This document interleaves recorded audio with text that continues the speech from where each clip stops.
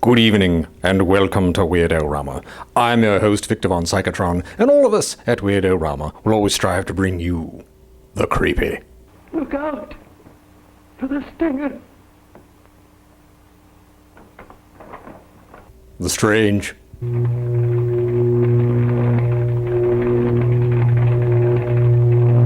And, of course, the weird. Well, what is it? I have a message from Mr. Ramsbottom. Mr. Who? Tonight we have our first Bulldog Drummond film for you. Arrest Bulldog Drummond. It's sort of a Thin Man ripoff, sort of, with a British captain who helps Scotland Yard, much to their annoyance, solve crimes. Pretty much. So, lock all of your doors and windows. Turn off all of your lights. Sit back, have a cup of tea, and enjoy tonight's film, Arrest Bulldog Drummond. But first, a cartoon and a short film from the Institute of Makers of Explosives.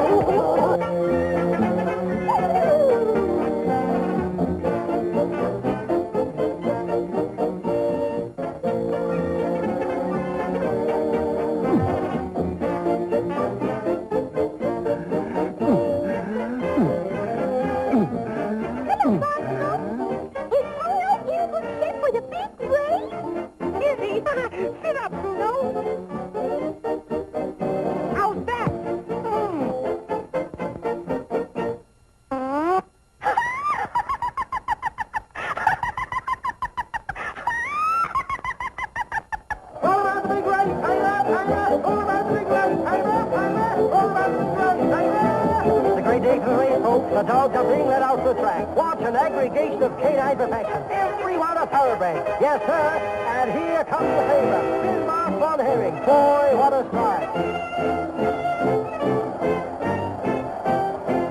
Oh, who's this coming out now? It's Bruno, the dark horse, with his trainer Bosko. Bruno's getting a big hand, but folks, he hasn't got a dog's chance.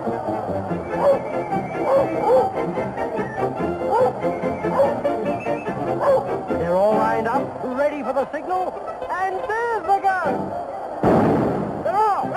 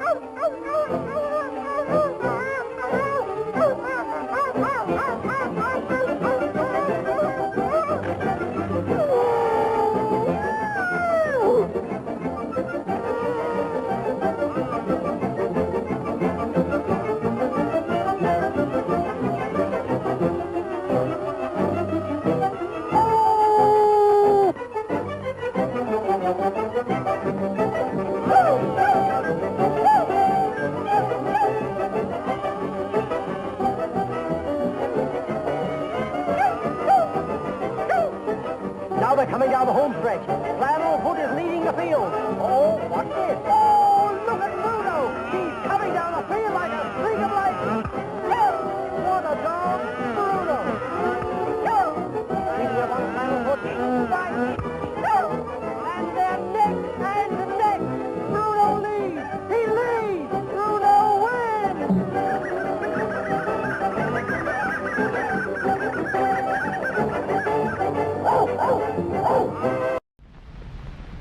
Great new superhighway. The face of the earth is cleared to make way for the farmer's plow. And under the earth, coal is torn loose to give us heat, light, and power. The force that moves mountains and does all this work? Dynamite, one of man's most useful tools. To explode the dynamite, detonators, more commonly called blasting caps, are needed.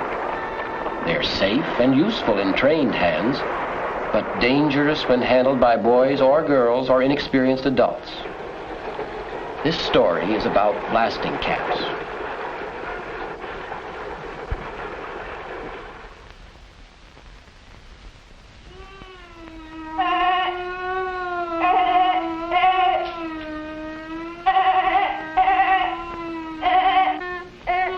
I thought you said it was an attack bomber. It is. It is not, it's a fighter. Bomber. Oh, what do girls know about planes? I know a lot about planes. My daddy flies one, you know. Besides, it says so, right there on the box. That's what I said it was, an attack bomber. You said it was a fighter. Did I, Tag? Why would he say it was a fighter if it was a bomber? Truck knows more about planes than you or your dad.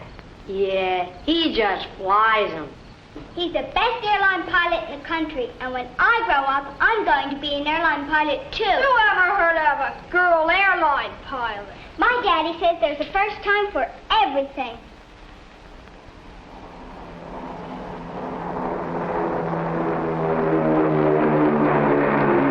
Mommy, when are we going to pick up Daddy? Give me play with planes for? Why don't you play with dolls? You're a tomboy. Oh, quit picking on her. What did you say? She's not hurting you. Just 'cause you live next door to her, you don't have to stick up for her. I'm not sticking up for her. Exactly. Well, you'd rather play with girls than with me. Kathy, if you want to go to the airport with me to meet Daddy, you better come in and wash your hands. I'm coming, Mother. What's so special? Why are you going to the airport? It's Daddy's birthday, and we're going to have a birthday party. We're going to have ice cream and cake, sure, and steak. And we're going to cook it right over there, outside, on our new grill. And just our family's going to be there. No boys. Who wants to come to your old party anyhow? Oh, let her go. What'll we do? Let's ride our bikes. Okay. I'll get some cookies. Fighters, bombers. So what? Doggone girl. Thinks she's so smart.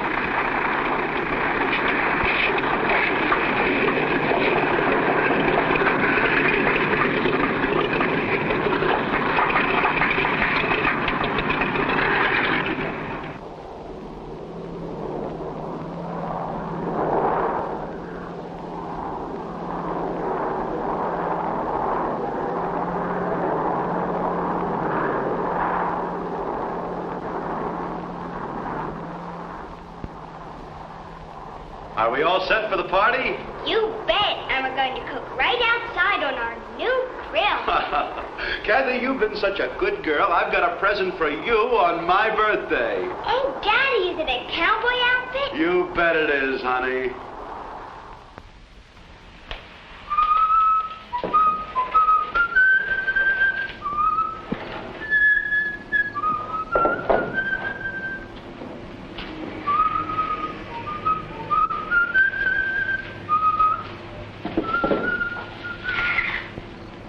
Maybe Mr. Barrow can fix it. Let's ask him. Hey, Mr. Barrow. Hi, fellas. What you doing way out here? Taking a ride, but something's wrong with my bike. Oh, bring it over. Let's have a look at it. I used to be pretty good at fixing bikes, if I do say so. Can you fix it so I can ride it home? Well, I reckon. I got some tools back there in the shack. Say, why don't you fellas go around back and pick yourselves an apple? The trees are loaded with them. Gee, thanks. Come on, Chuck, race it. Okay.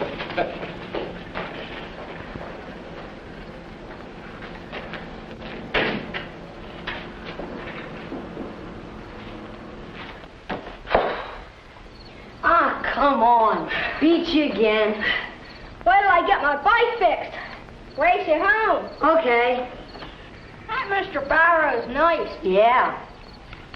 Well, I'd like to build roads and buildings the way he does. Wouldn't you? Oh, I guess it'd be okay. But I'd rather be a pilot. Like Kathy's dad? Maybe. That Kathy thinks she's so smart. You know, I bet if we got back before they finished the party, they'd give us some ice cream. People always have ice cream and cake on birthdays. What's that, Chuck? What is it? Sort of like a firecracker. I saw some kids put one under a tin can and set it off. Boy, it made a loud noise. Let's do it.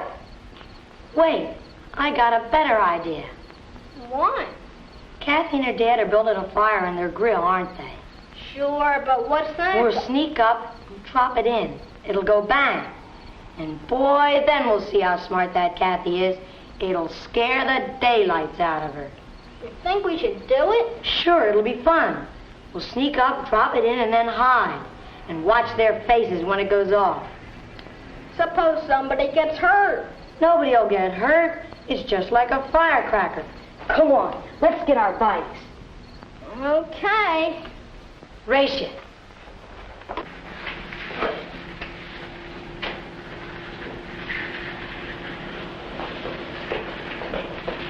Got it fixed. Thanks a lot. Come Come on, Tag. We'll be late. Oh, you boys got a big date, huh? I'll say we... Come on, Tag. I've changed my mind. I don't want to do it. Oh, for Pete's sake, why not? I just don't want to, that's all. Okay, I'll do it myself. What's he up to? Nothing, just a joke he's going to play with someone. Well, gotta get this stuff loaded on the truck. How about if I help you? Okay, Tag.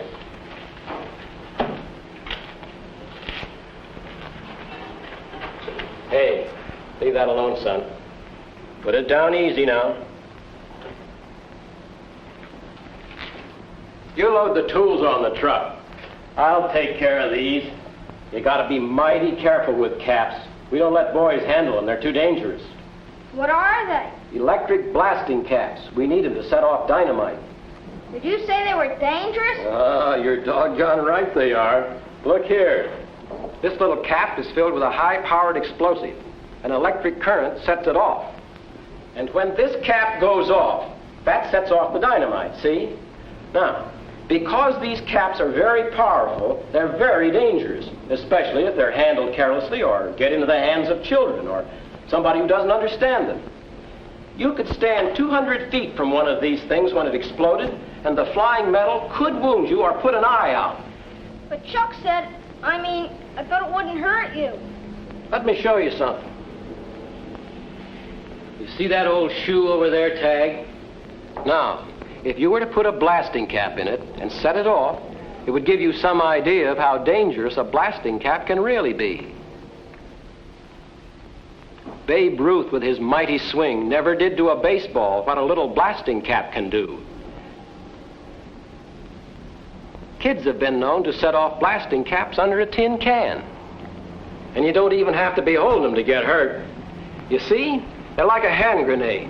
A hand grenade? Yes, dangerous as a hand grenade. Why, only a couple of weeks ago on a construction job not far from here, a boy found a cap, and he started to hammer it with a stone to see what would happen. That boy's right hand was crippled. He'll never play baseball again. Could it kill you? Yep, might even do that. But I thought it just made a noise like a big firecracker. It does, and so does a hand grenade. Chuck found something that looks sort of like that, but not exactly. Now, wait a minute.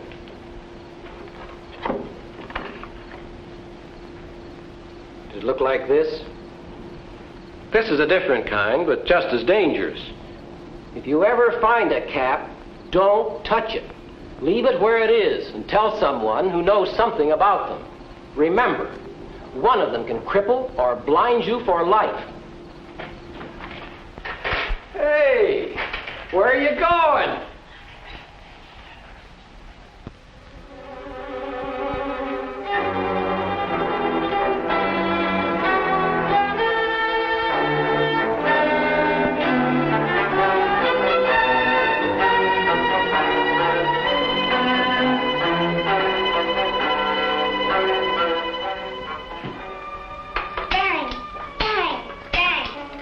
Where's Daddy? He's in the house, changing his clothes. Well, please tell him to hurry. The fire's almost ready. Good, I'm starved.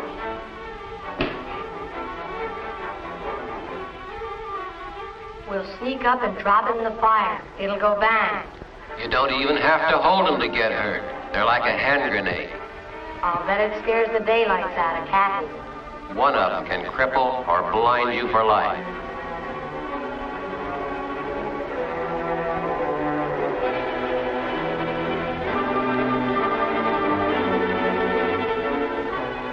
Dangerous when boys and girls touch them. We'll drop it in the fire and hide out. Might put an eye out. Might put an eye out. Might put an eye out. They're like a hand grenade. Might even kill you.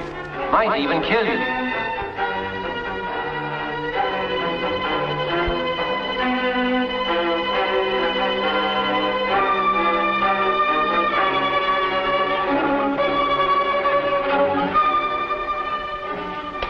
Howdy, cowgirl. Pick him up, Bongrave. Bang, gotcha.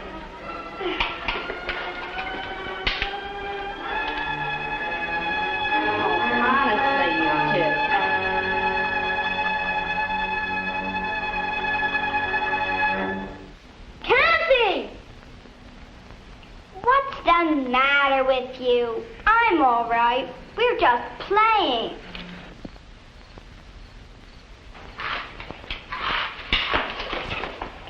Hey, what's going on here? Hey, Phyllis, what's gotten into you? He was going to throw this in the fire. Oh, that's a blasting cap. Oh, Chuck. Don't you know these things are dangerous? You could have killed somebody. I didn't mean to hurt anybody. It was just a joke. Joke, huh? This could have wounded any one of us if a piece of metal had hit us right. Or it might have put out an eye. I've been in air battles in a lot of tight places. But I've never had a closer call than just now. Blasting caps are powerful explosives. Do you know that now?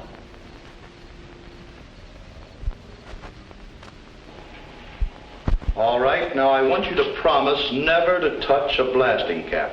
If you ever see one, don't move it, don't touch it with anything. Leave it just where it is and call someone who knows how to handle them. Now, I'm going to take this over to Mr. Barrow myself. Can I go with you, Daddy?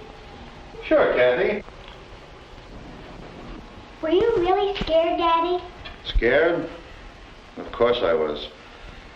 When I think what could have happened to you, I get cold shivers. But they say children learn best from experience. So if you've learned never, ever to touch a blasting cap, well, then perhaps it was worthwhile. Come on.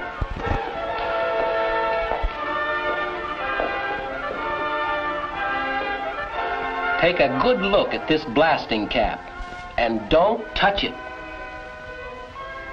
Here's another kind. Don't touch it.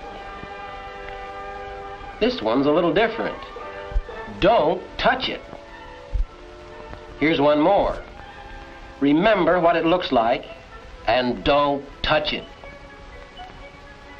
If you ever see any of these blasting caps anywhere, don't move them. Don't touch them with anything. Leave them just where they are and call a policeman, a fireman, a sheriff, or tell your mother and father.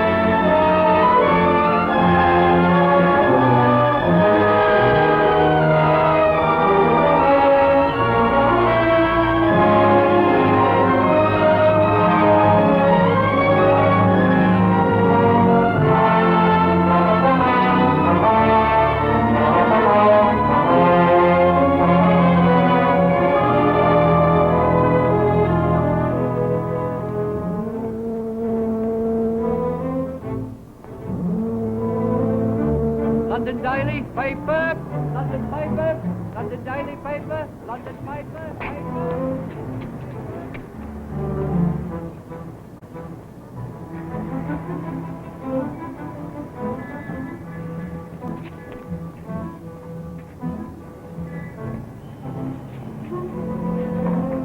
Now then, easy does it. Our job is to find out who the bloke is, not scare him away. Yeah, but what about the letters he posted? Oh, they'll turn up somewhere. I brought this letter to you myself, Nielsen. I think it's a matter for Scotland Yard. Yes, he's been writing to the press for weeks. Oh, always signs himself Earl of Destiny. The fellow's a madman, writing me that only he can save the world. Just a moment. Send to Dennison here, will you? Yes, sir. We've been working on this case for weeks. Now come in, Mr. Dennis. Inspector, what's the latest report on that case? Constable Sackle McThane saw a man post two of these letters tonight. They identified him as Richard Gannett, residing at number 3 Burnhamwood Crescent. Richard Gannett? Gannett? Possibly the foremost electrical engineer in England. Gave up a promising career about a year ago to do research. See, Sylvester, sane or insane, the man has dangerous potentialities. Yes, I see what you mean. Inspector, I wonder if you'd mind giving a little look-see at number 3, Burnham Wood Crescent. Very well, sir.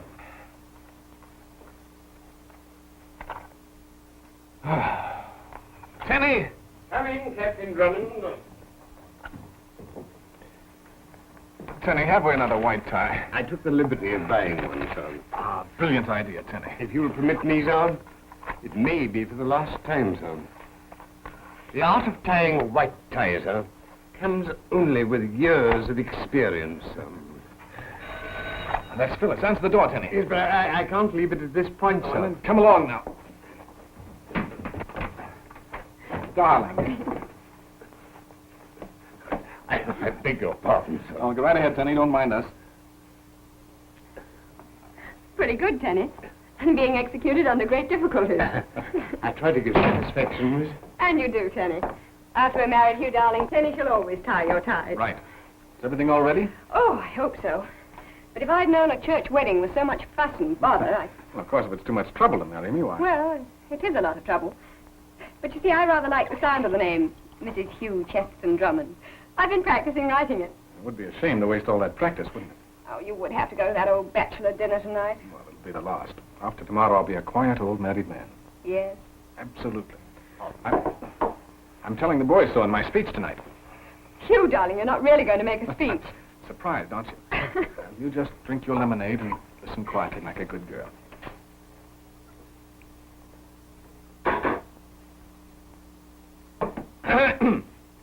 Gentlemen, fellow members of the Drones Club, friends.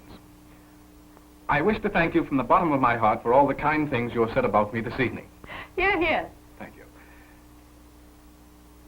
On the eve of my wedding to the loveliest girl in England. I hope. No. I hope that you will all be half as lucky as I. Boo! Fake. Tenny, you come out of there. We can only hope, sir, that the members of the Drones Club will not be as observing as Miss Phyllis. You're not going to have him hidden under the tablecloth. Well, certainly, how else do you think I could make a speech? Tenny, have you been writing Captain Drummond's love letters to me? I beg your pardon, miss? Have you? Well, you see, miss, Perhaps a word or two of editorial advice. Well, they were very nice love letters anyway. I rather like them, miss.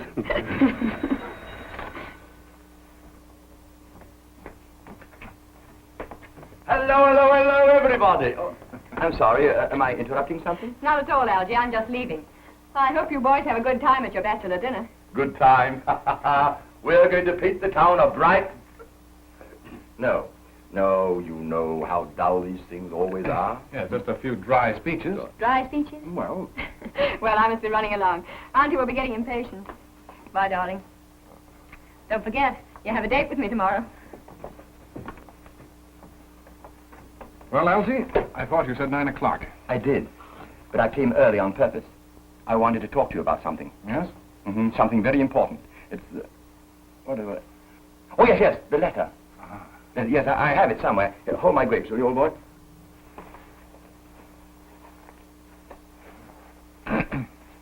Oh, yes, that's it, that's right. It's from old Richard Gannett. He's not coming to the dinner tonight. Oh, it's a shame. We'll miss him. Yeah, read why. Dear old pals, why should I attend your silly dinner when the whole world is hurtling to destruction and only I can save it if I wish? The Earl of Destiny, ex-Richard Gannett. Tenny, my hat and coat. Coming, sir. I wonder why he doesn't answer the bell. Lord Richard's home. Look at the lights. Yes, sir. I say, Hugh, look at the lights. Even the street lights. Every light in the street is flickering. I say there, what in blazes is wrong with the lights? We're thinking of looking into that. This happens every night. No sooner do I get to reading my paper than bingo. We've got to pop in on old Richard for his own good. Up you go, Algy. Really? I say, Hugh, you know, what goes up has to come down. Hold my grapes, will you, old boy?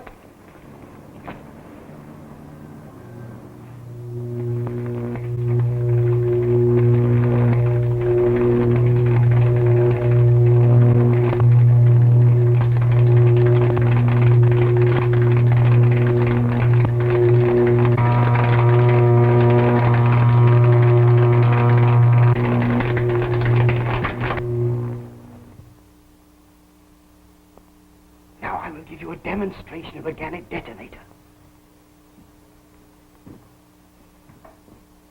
This is a battlefront, in miniature. An invading army, let us say. Every soldier is armed to the teeth. Every cannon is loaded. Ample supplies of ammunition. I have only this machine.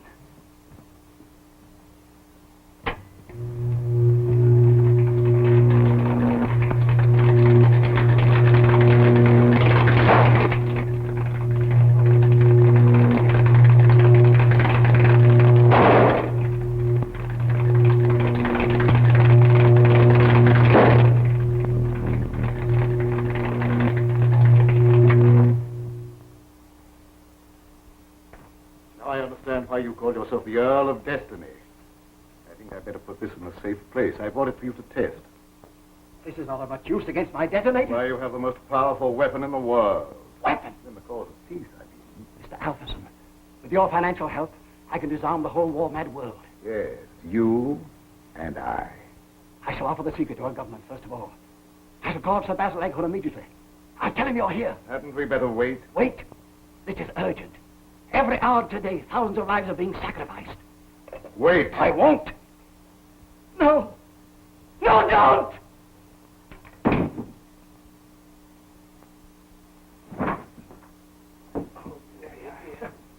Wouldn't it have been simpler to have called the police? Huh?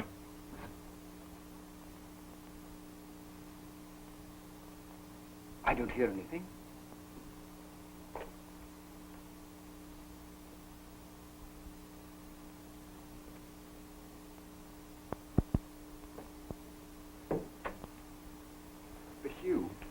Suppose poor old Richard is dangerous. Of course he's dangerous, Elsie. Oh, I can see the headlines. Hugh Drummond and friends slashed to bits by madmen.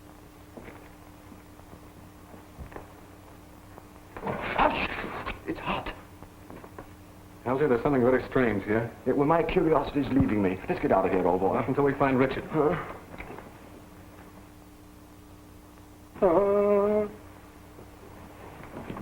Richard, are you all right? Look out! He's ill. Elsie, get a doctor. I'm not ill. Look out for the stinger.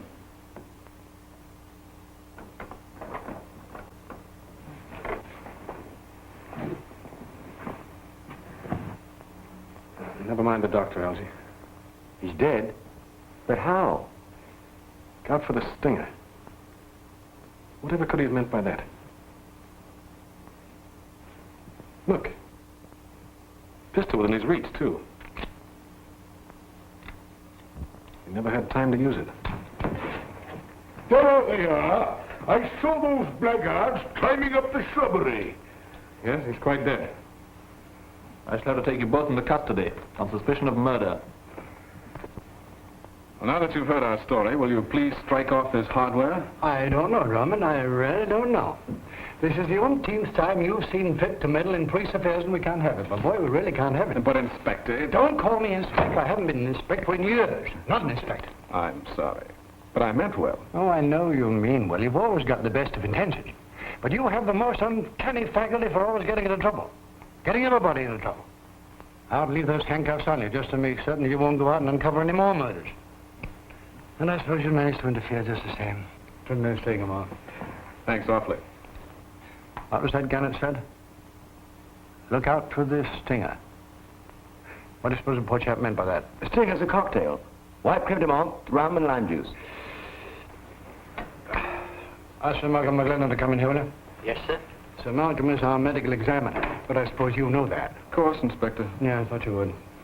Sir Malcolm, these are the two gentlemen who discovered the body. Ah, so you found the body. Where did you find it? In a laboratory, number 3 Burnham Wood Crescent. That's very interesting. In view of the fact that Richard Garnett was killed by the sting of a Manta virostris viridans. What? A Manta virostris viridans. What's that? It's a very rare specimen of the giant stingray, which leaves a characteristic triple puncture in its victim. Now, how in blazes could a poisonous fish go swimming down number 3 Burnham Wood Crescent? That, gentlemen, is your problem. Good night. I don't like the sound of that Manta whatchamacallit. Suppose we'd met it in the dark. I'm not so sure we won't, Halsey. Coming?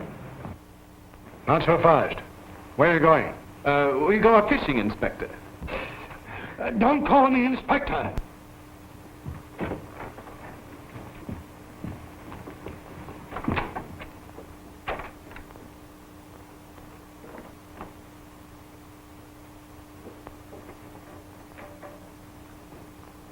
Governor, they've taken the body away. We can disconnect it from here.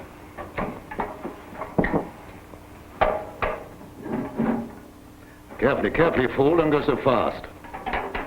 What if the police come back? They won't catch us. Lady Bell's on guard. Yeah, that blinking amateur. A woman. On a job like this, a woman's nothing but an hindrance. Lady Bell's extremely useful to me. If the guard outside makes a move, she'll signal us.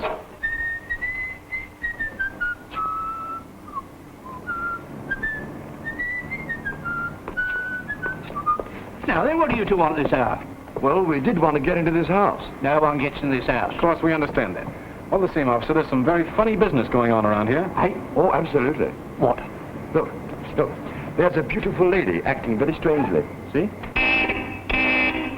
Well, you can't expect me to arrest her for blowing a blinking horn, can you? Here, where did he go? He's gone fishing. Oh, he's gone fishing, has he? Oh, well, I think I'll go fishing, too. And here's my first catch. Oh, no, really, you can't do this. You can't trifle with the law. What is all this, Constable? Hello, Inspector. I'm in again. Him and his friend was trying to get in this house. The other one made a sneak. Oh, he did he? What's the matter with the lights? Oh!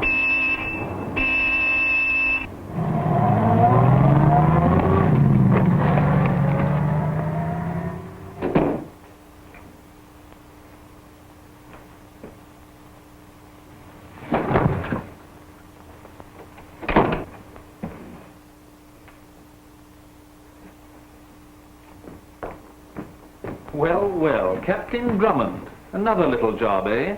It looks as if we need search no further for the mysterious Manta birostris viridens. Wrong again, Inspector. Because this poor chap seems to have been killed by shrapnel. Now he wants us to believe there's been a war. War, my friend, is just beginning.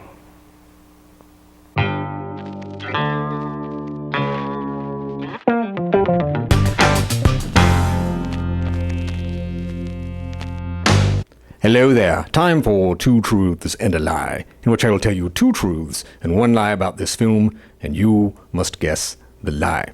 First, this film was originally entitled Scotland Yard vs. Bulldog Drummond.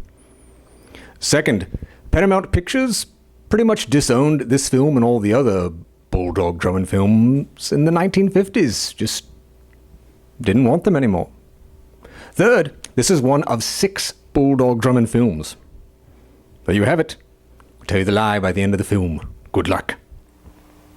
Bulldog Drummond has been arrested and is being held by the authorities in connection with the recent murders in Burnham. Oh dear, oh dear, oh dear. They want to know downstairs, sir, what they're to do with the prisoner. Drummond, I'm perfectly satisfied. Let him remain where he is. Oh, it's so peaceful with that boy in the lockup. Yes, but... Isn't so peaceful in the lockup, eh? All right. Send Hugh Drummond up here, will you? Yes, sir. Well, Inspector, it's your case. What do you propose to do with him? Well, sir, I don't think we can prove a murder case against him. Drummond? Good heavens, of course not. Drummond never killed anybody. But he knows something, and we've got to find out what. Ah, come in, Hugh, come in. Well, sit down, my boy. Thank you. Hugh, I want to talk to you seriously. There are one... Oh, Oh, let me do that. Well, thank you. Did you sleep well? Thank you, no, I was too busy. There you are. So you were too busy to sleep, eh? In half an hour more and I'd been out of your birdcage. What? I think you'll find this very nearly fits the door of my cell. Hugh Drummond, one of these days you'll go too far. Well, I thought that's what you wanted. The farther the better, you said. I didn't mean it that way. Now, last night, you visited Gannett's laboratory twice, didn't you? Yes, I did. Did you notice anything? Notice anything? Well, yes, I did. The second time I went there, the machine was gone. What did you have to do with the disappearance of that machine? Well, I carried it away in my pocket. Now, you listen to me. We want to know how that machine disappeared in spite of a guard at the front door. Well, there's always a back door. There was a guard at the back door, too. It didn't go out the front door, it didn't go out the back door, and it didn't go up in the air. Marvelous, Inspector. All right. But we want to know where it did go. And how did Guggins' body get there? You can make things a lot easier for yourself by cooperating. Come in. Oh, what is it? Sir Malcolm McLennan sent this, sir. He spent the night picking it out of Guggins' body. Certainly. Wait a moment. Put these all together, and you have a .38 caliber automatic. Must have blown up in his pocket, but that doesn't make sense. You've made the usual inquiries in the neighborhood? Yes, of course. It's a very respectable neighborhood. Major Trumley on one side of that house and Lady Beryl Leonard on the other. Really? Well, now I think I'll run along if you gentlemen are through with me. Oh, yes, of course. You're going to be married, aren't you? Now you've got to rush off to the church, haven't you? Yes, thanks, Inspector. Don't call me Inspector. Sorry. Well, thanks, Toots.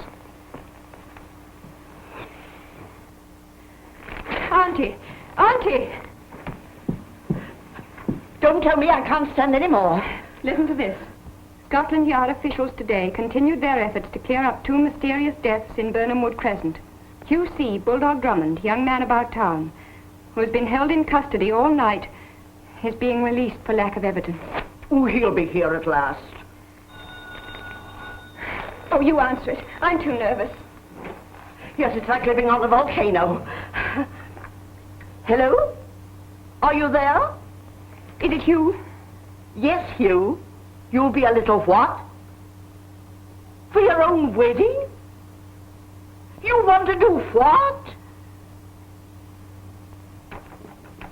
Oh, well, what did he say? Well, he says he'll be a little late for the wedding because he wants to go to the zoo.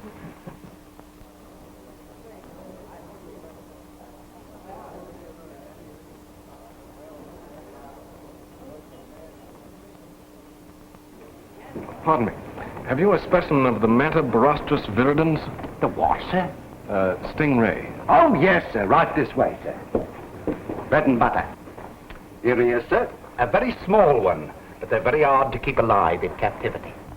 He seems quiet enough now. Oh, yes, but, sir, if you could put your hand in there, Freddie would jab you with his poison so quick. No, thanks. I don't think I'll try it. You know, he's not been the same since his mate died last week. Well, you had 2. Oh, yes, but poor Mamie died. And a good thing for me, sir. A gentleman gave me £2 for her remains. An animal stuffer, I think he said he was, sir. I see. A taxidermist, eh? Yes, sir, a taxidermist. I think I know the chap. A big, hearty fellow with a beard. I don't rightly know, sir. Oh, yes, sir. Yes, sir. He was very dapper. He had a walking stick, carved like at the top, and with glasses. I see. Well, if anything happens to Freddie, I'll double anyone else's offer for the carcass. Are you a taxidermist, too, sir? Well, confidentially, I'm a much better taxidermist than the man with the glasses.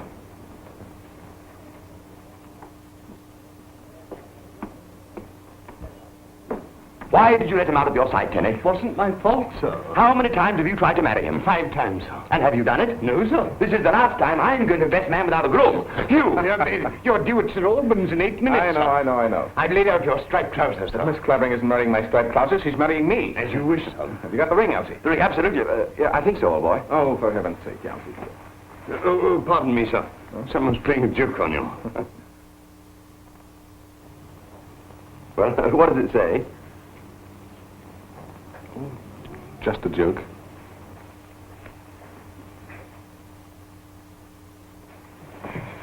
Come on, Auntie. I know it's time, but you're not going before we hear, are you? Oh, Hugh won't let me down. And if he does, I'd as soon have it happen at the church as here. The uncertainty sort of makes a game of it, don't you see?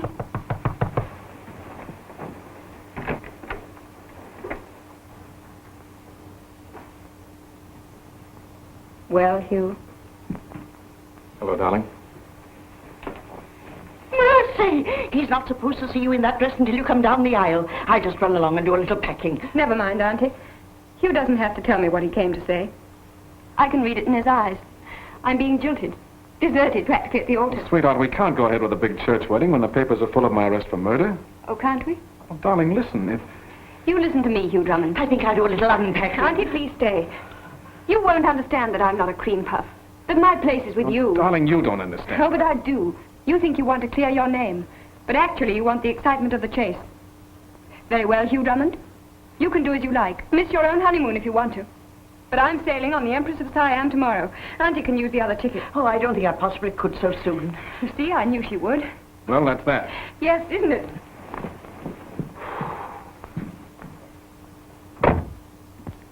Hugh. Yes, Auntie? Hugh, you're not going to let her go away like this, clear around the world? Let her go. I want her to go. The farther, the better. Oh, I don't believe you. I just received a note that changes everything. Have a look at that. Someone pinned that on my coat a while ago. Dear Drummond, you better forget all you know and stop meddling. Perhaps you cannot feel frightened for yourself, but my sting can strike someone very near and dear to you, if necessary. Merciful heavens, someone very near and dear to you. Obviously, Phyllis. Now, do you understand why she has to take that trip? Well, Dennis, did you kiss the bride? There wasn't any, sir. What? No bride, no groom, no wedding. I waited for hours. So he's going to go on minding my business for me, is he? Listen to me, this is an order. Pick up Hugh C. Drummond if he pokes his nose within half a mile of number 3 Burnham Wood Crescent. Hold him and notify me immediately.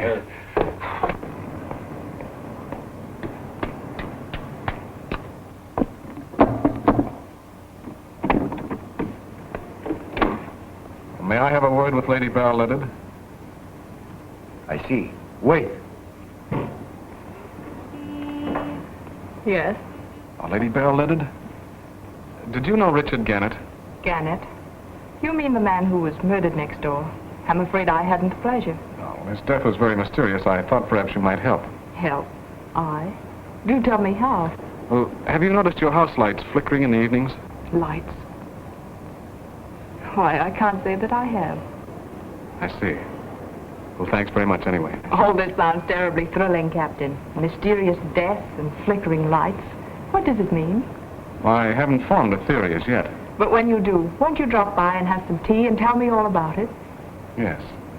Thanks very much. Tenny, refreshments. Coming, sir.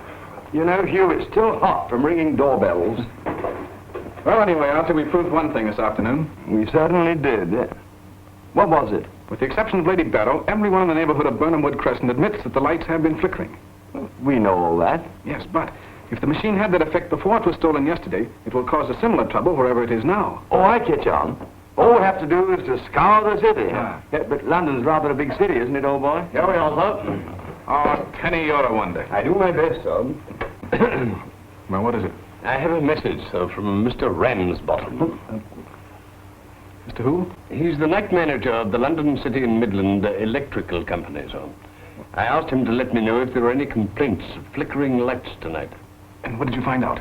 Well, I found there was one chronic complainer, sir, from 5 Burnham Wood Crescent, a Major Trumley. Oh, well, there goes your theory. If the Major's lights were still flickering, it couldn't have been Gannett's machine. I'm afraid you're right, Elsie. Wait a moment. Of course the machine is still being used in the neighborhood. Tenny, my coat. Very good, sir. First, let me have your gun. Now, you remember what happened to Guggins?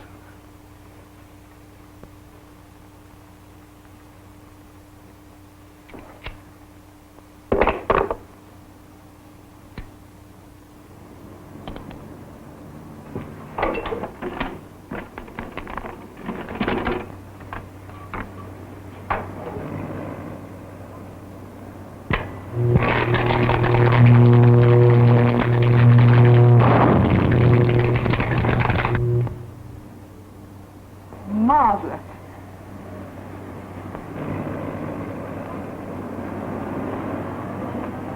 Now that shop window. Just for fun. Huh? I say, old boy, this is no time for window shopping. We're still being followed, sir. Huh? Well, what do we do now? Be nonchalant, Algy. Light a cigarette. Hugh, look. Duck. Yes, it's a mallet, too. I remember.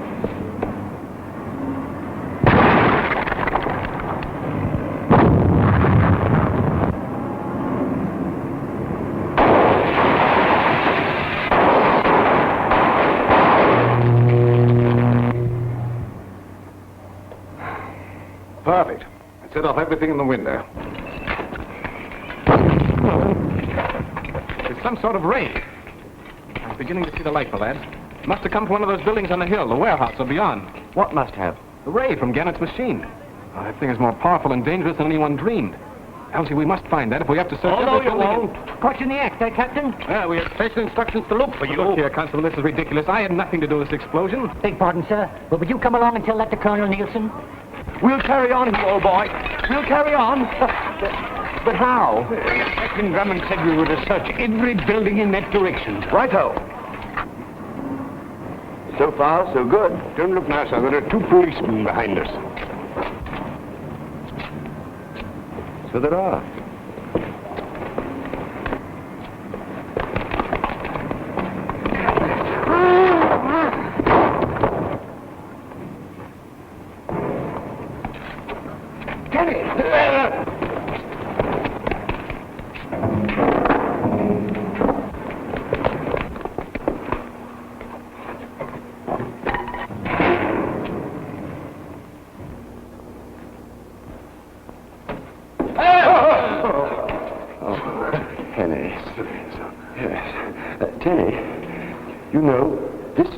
Like the kind of place where they'd hide that machine. So it does, sir. And if we find that machine, we also find Gannett's murderer. Let's look, sir.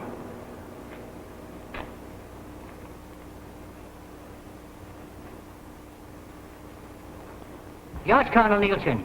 We caught him red-handed, sir. In the very act of blowing up a gunsmith's shop. We'd await here till you come, sir. Very good, sir.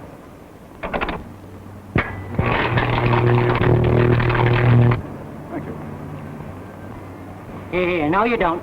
Look! Well, what's the lights got to do with it?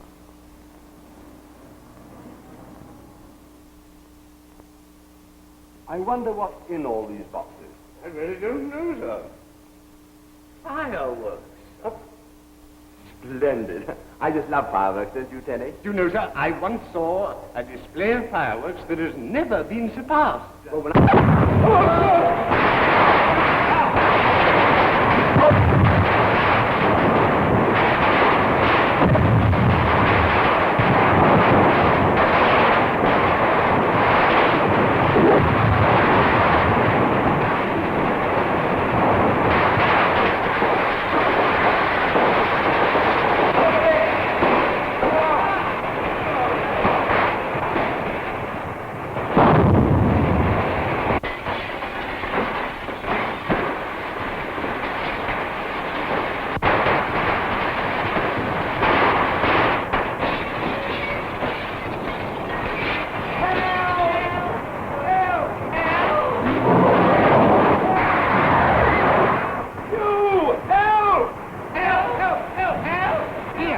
In the alarm. I'll hold the prisoner. Oh, help! I say, look here, Captain Drummond. You're resisting an officer, you know. You can't do that, you know.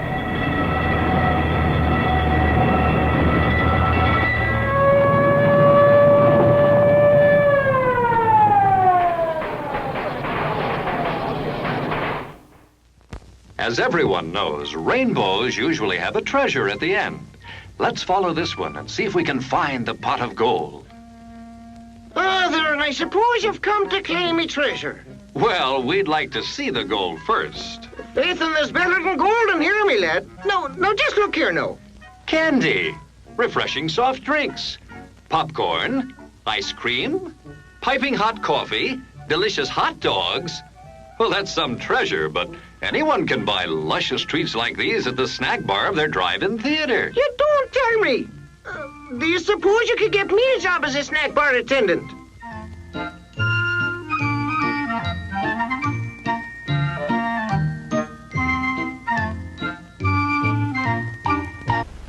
something different for a change? Then try the perfect refreshment, Chili Dilly, a delicious pickle treat that's spiced just right for every bite. Economical, too. There's no waste. You eat every bit of the juicy goodness of Chili Dilly. How about trying one right now? Chili Dilly, on sale at our concession stand. You'll love 'em.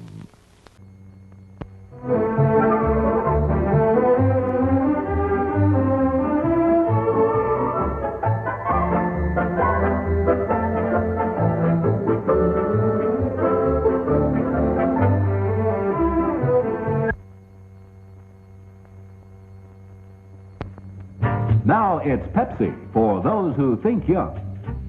Think young. Say, Pepsi, please. I eat popcorn. Everybody eats popcorn. She tastes real nice. Get yourself some now at our refreshment stand.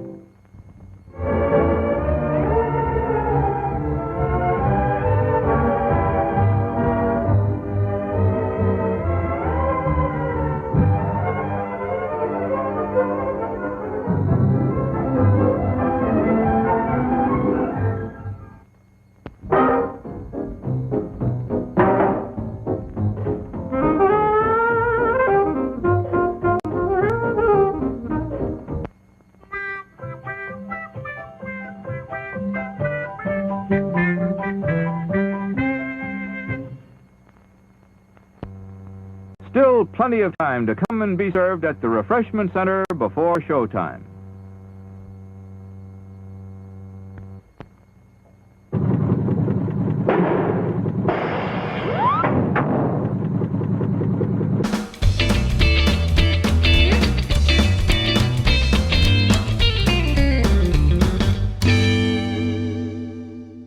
Hello there. Time for some words about some of the cast and crew of tonight's film, Arrest Bulldog Drummond.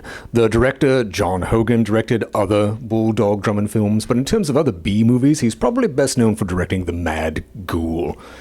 John Howard plays Bulldog Drummond, and he was in The Invisible Woman, Destination Into Space, and did a lot of television through the 50s and 60s. He was on practically every show. Heather Angel plays Phyllis, and she was in Lifeboat and Suspicion by Hitchcock, no less. And she's probably best known to animation fans and especially Disney fans, as she was the voice of Mrs. Darling in Peter Pan.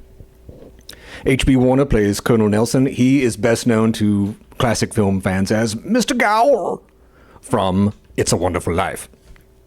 Reginald Denny plays Algy, wonderfully British name, and he is probably best known to 1960s television fans and film fans and comic book fans as playing Commodore Schmidlap in the Batman film from the 1960s that eventually turned into the television show. He was also in Cat Ballou and Mr. Blandings Builds Dream House and other wonderful comedies. E.E. Clive plays Tenny, the butler. He was the burgomaster in Bride of Frankenstein, and he was also Constable Jeffries in The Invisible Man. He was in The Hound of Baskervilles, and he played Sergeant Wilkes in Daughter of Dracula, so a lot of classic Universal horror connections there. And then you have, of course, the great George Zucco as Rolf, the evil man in this film, who played so many great villainous roles and other roles. And where do I even begin? He was in The Mad Monster, which I've hosted, The Flying Serpent, House of Frankenstein. He played Lampini in that. He was in The Mummy's Ghost, Return of the Ape Man, The Mummy's Tomb, The Mummy's Hand, all these great mummy films from Universal, and The Monster and the Girl. And finally, we have Leonard Moody, who plays Richard Gannett. He was in The Mummy. Actually, he played Professor Pearson, son of Dr. Jekyll, and the Magnetic Monster. So we hope you are enjoying the film. We'll get right back to it after this word from our sponsor. What do you think of the richer flavor we put into new Purina Dog Chow? The new richer flavor. Superb. Wunderbar. Tastes better than the old dog chow. Tastes great. What does it look like? Lots of flavor for a wee bit of money. This is dog food's finest hour. It makes me very happy. The new taste is muy bueno. Dogs love it because each nugget is basted with richer flavor. Introducing new, richer-tasting Dog Chow. We know now that the machine has a range of 1/4 mile. When I put that information before the right people, we'll have the secret agents of every nation in the world bidding for the detonator. Well, thank heaven that's over. I'm afraid it's not over. Oh.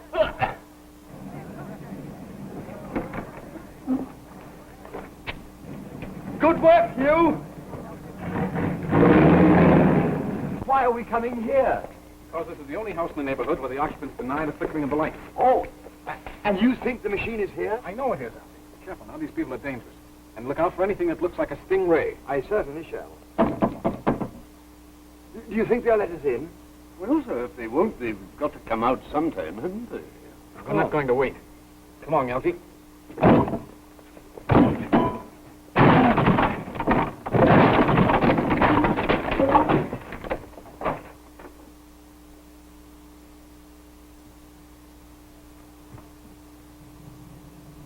Captain Drummond! What is it, Penny? Have you found the machine? I have, sir, but there it goes. After them, Alfie. That way.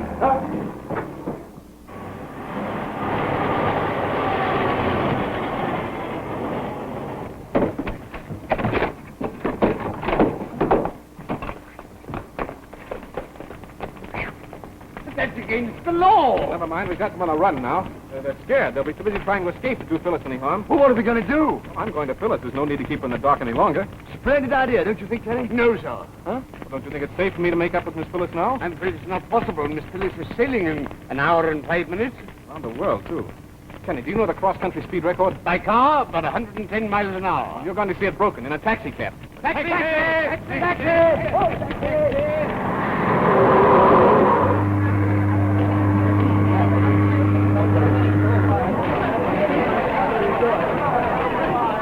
Child, there's no use looking. I'm not looking for anyone. And if he did come, You! Phyllis, wait! Phyllis, darling! I love you! Phyllis, I love you! I love you! I love you! Did your friend miss the boat? Yes, I'm afraid he did. My cousin and I only just made it. Lady Beryl and Alpherson are on that boat. There must be a tug for hire somewhere along the waterfront. We'll go with you. Not this time. This is my job. You wait for me in London. Huh?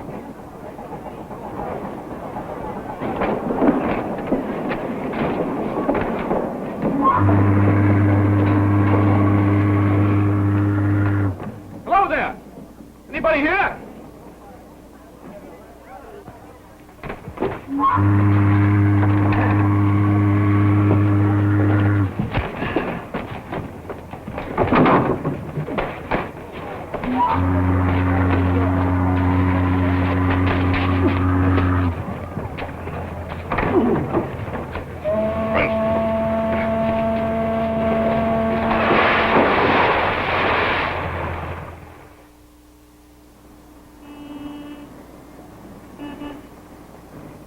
Any luck, Inspector? Yes, we stumbled across a secret passage in the upper hall of Gannett's home. It was newly made and opened through Not into... into Lady Beryl Leather's house? Yes. Then, great Scott, one of Lady Beryl's servants must have been in the pay of foreign agents. We'd better have Lady Beryl in for questioning. I rather think she flew the coop, sir. Disappeared? Yes, she and her gentleman friend, known as Alpherson, haven't been seen for 4 days. Yes, and Drummond's been gone for 4 days. You know, Nielsen, I wonder whether he... Drummond? Not a chance. That boy's as straight as a string. You seem fond of the fellow. I am very fond of him. But he's always upsetting our apple cart. May I suggest that you try working with him? At least that might prevent his flushing your birds before you're ready for a shot. Good morning, Colonel. Flushing my birds. Been able to find Drummond? I don't know, sir. What do you mean you don't know what? Well, this was forwarded to us today by the dock police. It was found in the water nearby where a man answering to Drummond's description fell from a pier and was washed out to sea.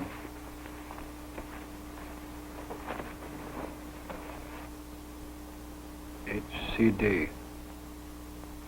Can either of you definitely identify this coat? Yes, that's Hughes McIntosh. I sewed that button on only last week. When did he last wear it? The night of the explosion. Ah, that's that. I'm afraid poor Hugh's drowned.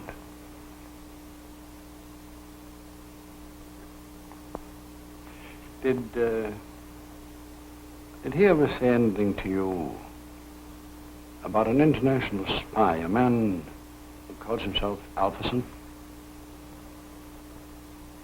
Well, you see, this Alpherson was... I can't talk about poor old Hugh. Captain Drummond didn't always take us into his confidence. Do you know why he called on Lady Beryl Leonard?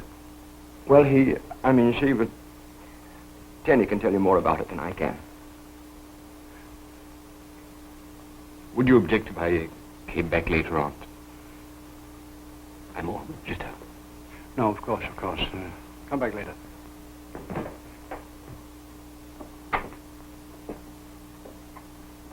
We should have told everything, Tenny. That wasn't Captain Drummond's way, sir. To tell everything. But, Tenny, we've got to do something. Yes, but what, sir? I don't know. Something drastic. If Hugh were here, he'd know what to do. May I get your whiskey and sodas? No soda, Tenny. I haven't the heart. We can't rest until we track down the scoundrels who did for Hugh. We'll follow them to the ends of the earth, sir. And when we find them, we'll... I believe the phrase is, we'll wipe them out to the last man. Take that, on that, on that! Give him one for me. Hugh! Captain Drummond! You're not dead? Not a bit dead, Alfie. Why didn't you let us know? Because I was picked up by a fishing boat, and they wouldn't bring me in until the mackerel stopped running. Huh? Tenny, remember never to serve me mackerel again. Can I get you some? No. Yeah, I think I'd better get you something. Here. There. Now, buck up, old chap, because you're both coming for a flight with me. Flight? Where? Off to the Empress of Siam. Who? The Empress of Siam, the ship that Phyllis is on. Around the world? Well, if we hurry, we won't have to go quite that far. Come in.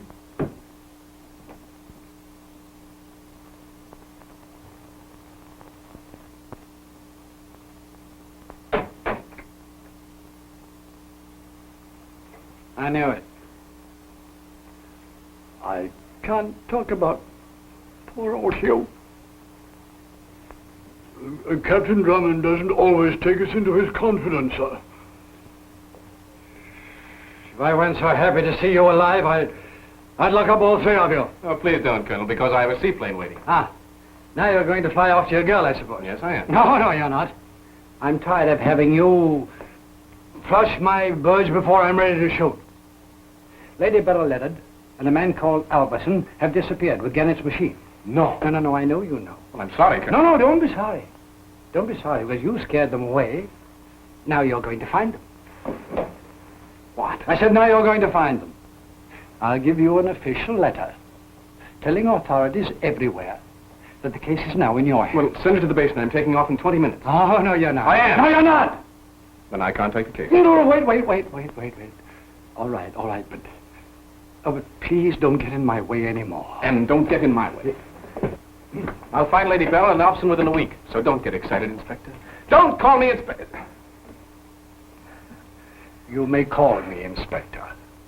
Oh. You may call me anything you like if you'll only find those people. Now be off with you. I'll send your letter to the plane, and you'd better send a wireless to that girl of yours. Yes, I have already. Thank you, sir.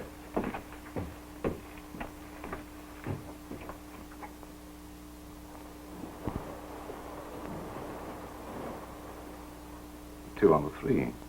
Keep that thing away from me. Why, it's quite harmless until I press the knob.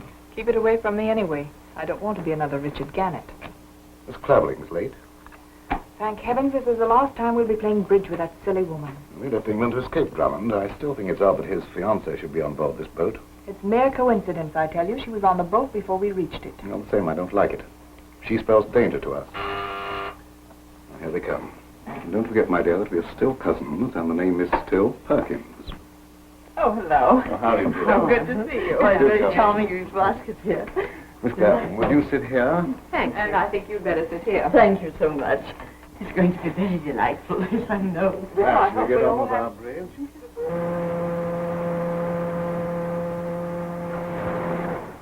I could have made 4 hearts, but he would keep on bidding, and I couldn't let him. Why? We're there. We're at St. Arthur's. Look. Now listen, dear, you mustn't be so unhappy. Why hasn't Hugh sent a message? A radiogram for Miss Clavering. They said I'd find her here. Oh, I'll give it to her.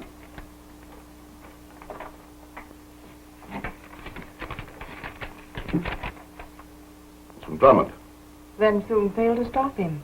Darling Phyllis, all's right with world, forgive me. Alpherson letter to board your ship, look out, Drummond. You're taking a chance.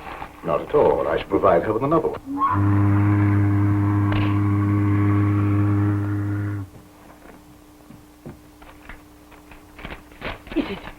Is it from Hugh? Yes. Well, of course, if you really want me to. I know he'll explain it all. Dear Phyllis, this is easier to write than to say. You must forget me. I am in love with someone else. Bulldog Drummond. The brute! Oh, you poor deserted darling! It's not true. It's signed Bulldog Drummond. As long as I've known Hugh, he's never used that nickname.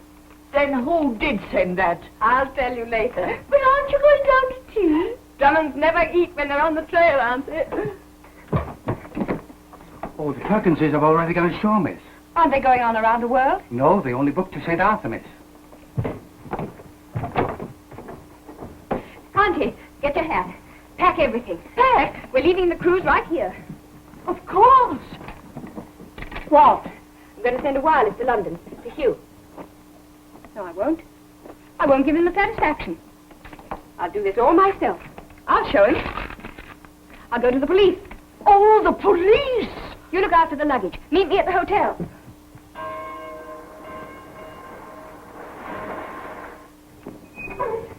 I want to see whoever's in charge. What about, miss? I want you to arrest 2 passengers who just got off the boat. What's the charge, miss? Oh, murder and theft of a very important machine. And arson. Oh, the Burnham Wood Crescent case back in London. This way, miss. Yes. This is the gentleman they sent out from the yard to help us handle the case, miss. Oh, thank you. Hugh! Hello. I'll handle this case myself, Sergeant. Very well, sir.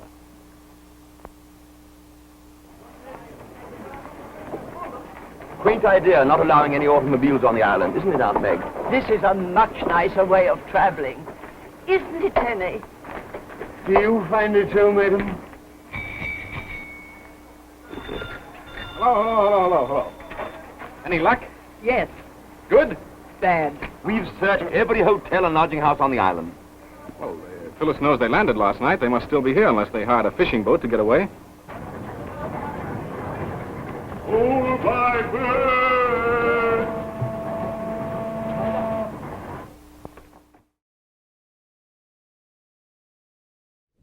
I'm here with Officer Curtis, and so we're wondering, have local police yet been able to arrest Bulldog Drummond? No.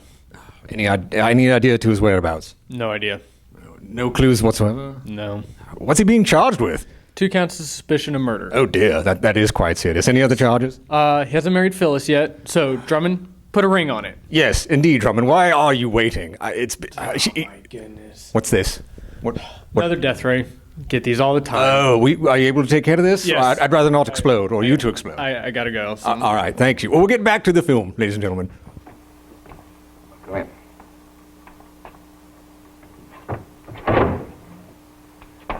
Lady Beryl, may I present to Mrs. Smith. Mr. John Smith. What a marvelous disguise for an international agent. It was Lady Beryl who first discovered Gannett's secret and arranged the manner in which it came into our possession. Mr. Smith, my dear, represents... Or shall we say rather that I have contacts. I'm a middleman for certain types of information. This is something entirely different. Another death ray. My dear fellow, they're as impracticable as the ray that was supposed to stop airplane engines from the ground. This is a detonator. Designed to set off explosives. At very close range, of course. Up to half a mile, we know. That's Triangle Point across the bay. Do you mean to tell me that you can actually set off an explosive on that point across the bay? Watch me. No, wait. Well, you both may as well know something that's cost me a small fortune to learn. Triangle Point is a secret naval ammunition warehouse. A huge quantity of high explosives are stored there. A sporting target, if you ask me. I might arrange with some foreign power to pay us nicely for the destruction of that ammunition dump. Splendid. In the meantime, you can give me some sort of demonstration.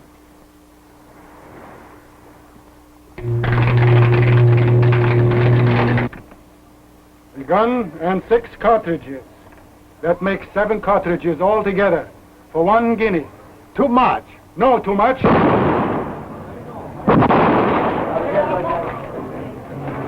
Here, what's the trouble? My gun exploded. Nobody touched it. His cartridges exploded. Friend Alpherson is using Gannett's machine again. Phyllis, you and Art make check with the electric company and see if anybody's reported flickering lights. Right, darling. My job will be to send another cable to Nielsen. And Teddy and I will be the reserves. Now, wait. You two are the only ones in our party Alpherson can't recognize. May I suggest, sir, that Mr. Longworth and I dress up as tourists, and then we may stumble across their hiding place. Brilliant idea, Teddy. I rather like it, sir. Now, they're somewhere along the waterfront. Keep your eyes open for anything unusual. Anything. Anything? Unusual, sir. As fast as you can, Teddy. Your terms are high, my friend. I'm sorry you're not interested.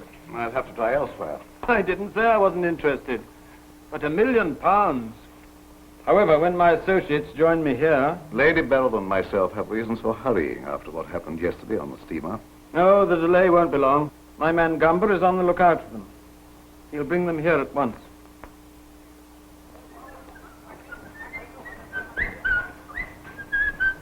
I say, Teddy, that would make an awfully nice snapshot. Get in there, will you, old boy? Certainly. How do you do? Thank you. Now then, see the pretty birdie. Look in the loft. Look in the loft upstairs, sir. What? Would you like to buy a nice pet, sir? That birdie. He's the most intelligent bird, sir. Let's have a look at Ahoy, you lovers. Ahoy. Would you like to buy the bird, sir? Very cheap. Only £1. No. You see, as a matter of fact, we are not tourists. We are secret investigators.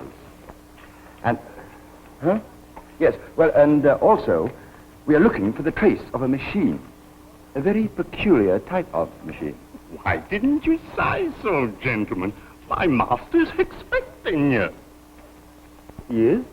Yes, sir. If we come this way, please. Inspector should be here any moment now. He'll show them on the machine, get our money, and be off before midnight. But how? The ship doesn't sail for 2 days. I've chartered a fishing boat. Don't forget that with the Drummonds still alive, we can't hope to hide out here indefinitely.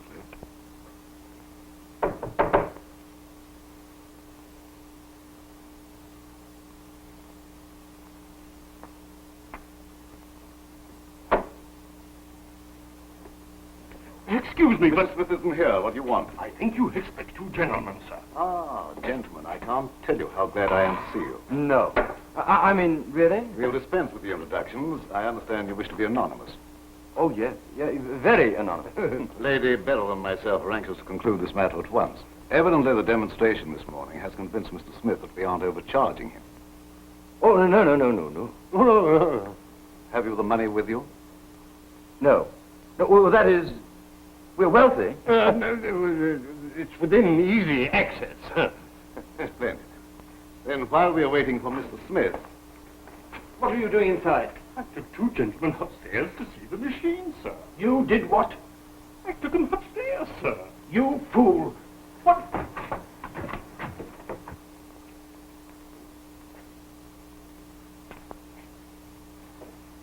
Clever, isn't it? Yes, very. These men are imposters. What? Hands up! Come away from that door. Come on. Round here. The door, Mr. Longworth. Now, if you will find Captain Drummond, I'll hold these gentlemen here. Nice work, Tenny. I rather like it, sir. Hey, Tenny, shoot! Can't you shoot them, Tenny? Look what they're doing to us. Oh, what are they doing? Take them in that room. Just a minute. Let me have that ring. This is highway robbery. Oh, no, please, old boy. My mother gave me that, and it's not at all valuable. Valuable to me, my young friend. By means of this ring, I'm going to decoy the meddlesome Captain Drummond to a spot where I can deal with him once and for all. Oh, dear. Anything, Captain Drummond? I'll take a message, please. This boy says he has a very important message for Captain Drummond. Mr. Longworth say he find what you want. Say for you, meet him, 5 o'clock, Old Lighthouse, Triangle Point. Did Mr. Longworth really give you that message? He say, give you this, then you know I speak true. Is something wrong? But it is Algy's ring. It may be a trap. Well, if it's a trap, I'm going to spring it before Hugh walks into it. Then I'll go with you. No, you stay here.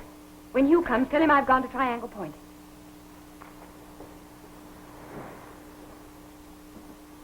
I hope you two gentlemen will be comfortable here for a little while. Perhaps you'd be interested in watching the last act of our little comedy through the window there. You see, Triangle Point is a secret ammunition base. And when Captain Drummond goes there expecting to meet you, he'll meet instead. You can't do that. Then I shall take this knife, cut the rope, and you two will disappear into the slime below. Oh, no. Please. Just to give you something to think about, A gentlemen. good job. Even if a bit theatrical. Do you think Drummond will fall into your trap? I think so. If only we could get out of here and warn you. I don't see any possible way of doing it, sir. Oh, look, sir, look.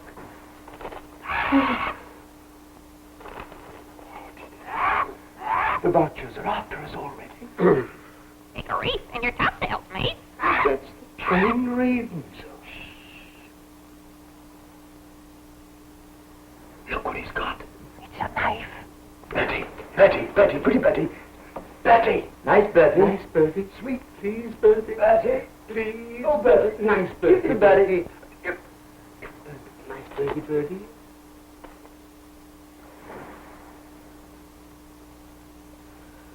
That's that, sir.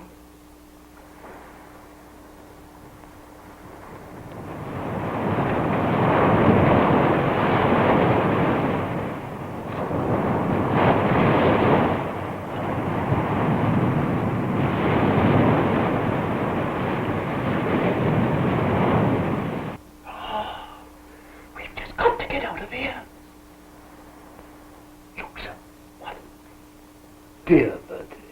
Bertie. Come on, Bertie. Cheese, Bertie. Sweet Bertie. Nice Bertie. Oh, so blessed. Bless you, Bertie. No bird, sir. No. Oh, I didn't want the wrong one. Years ago, sir. Never struck me, sir. Oh, Hugh. What's happened? Where's Phyllis? A message came for you. Phyllis took it. She's gone to Triangle Point. Triangle Point? Yes, they sent her this. Well, that's Algy's ring. I know. It's some sort of a trap, but she would go. They're up to something. I'll go after her. You go to the police station and get the authorities. It's time for a showdown.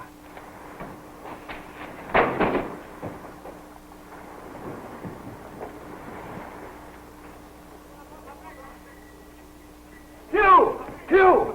Oh, thank goodness. We thought you were on Triangle Point. Oh, I'm going there now. You mustn't, sir. Triangle Point is a secret ammunition dump. And Mr. Alferson plans to blow you up there. Phyllis is there now. What? Tenny, you go after her. Yes, sir. Hurry now. Elsie, we must stop that machine. Where is it? In that warehouse.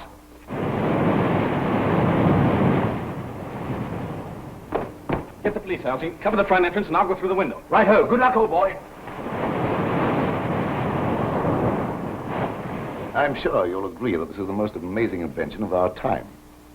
I shall focus these two beams on that distant point. And I think that Captain Drummond is going to receive the surprise of his life.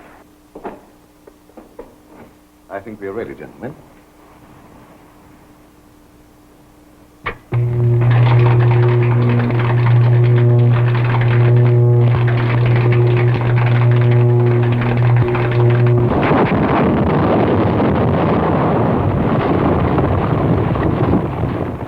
Rather neat, eh, gentlemen? We're satisfied. I think you'll find the amount correct. Thank you. Thank you, gentlemen. I'll meet you at the hotel in an hour. Yes, sir. Now that there's nothing further to arrange. Nothing except to eliminate the two remaining witnesses. Would you care to see the splash? Drummond!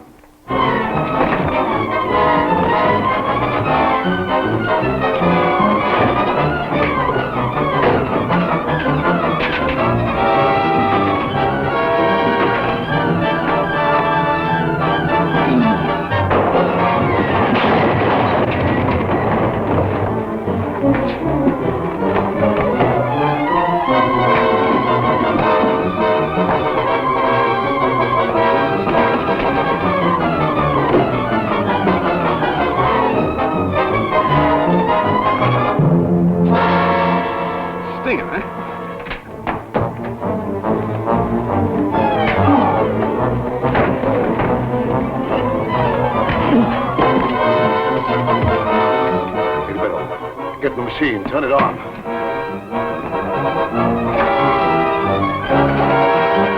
Hugh! I've got the police for Port Tenny. Well, why don't you arrest somebody? Do something. Sergeant, you can arrest this man and his confederates. Hugh! Phyllis, What do you want him arrested for? for the murder of Richard Gannett. With this. This is the stinger Scotland Yard has been looking for. Oh, come on, the three of you.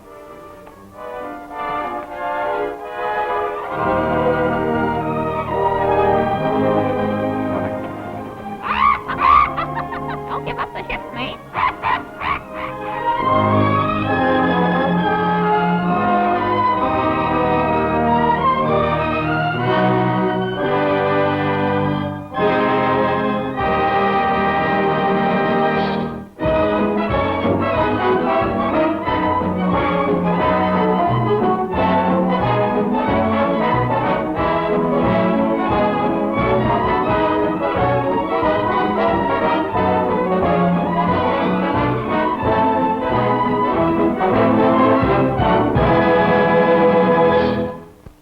We hope you have enjoyed our latest feature, Arrest Bulldog Drummond. Please feel free to email us your comments about it.